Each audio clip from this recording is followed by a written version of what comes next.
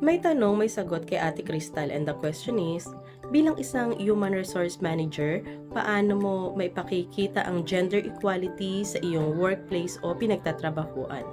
Let's discuss!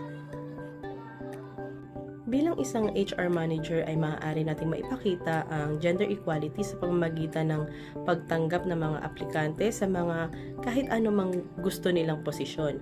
Maaari natin silang tanggapin sa kung anumang posisyon ang gusto nila. Halimbawa na lamang ay ang isang babaeng aplikante na nais magtrabaho bilang isang delivery rider. Maaari natin silang tanggapin kung iyon ang nais nila. Pero syempre, kinakailangan malaman din natin kung meron silang kaukulang requirements para alam natin kung qualified ba sila sa trabahong pinapasukan nila. Paano naman natin maipakikita ang gender equality sa ating mga kapwa katrabaho?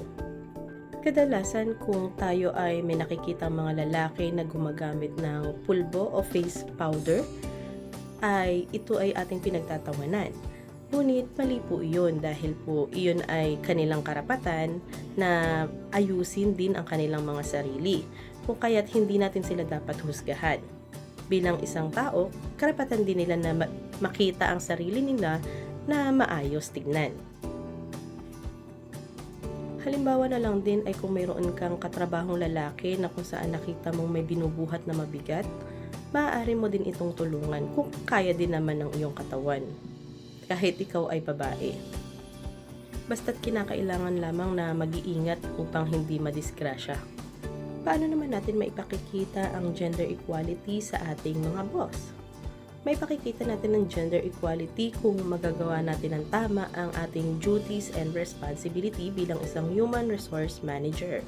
Kung mai-apply natin ng wasto ang tamang pagpili sa mga aplikante, ay maipakikita natin ang gender equality sa ating mga boss, gayon na din sa ating kumpanya.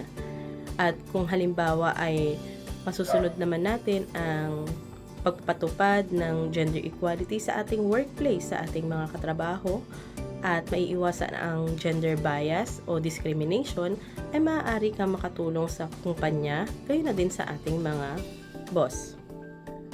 Yun lamang po at sana ay may natutunan. Maraming salamat!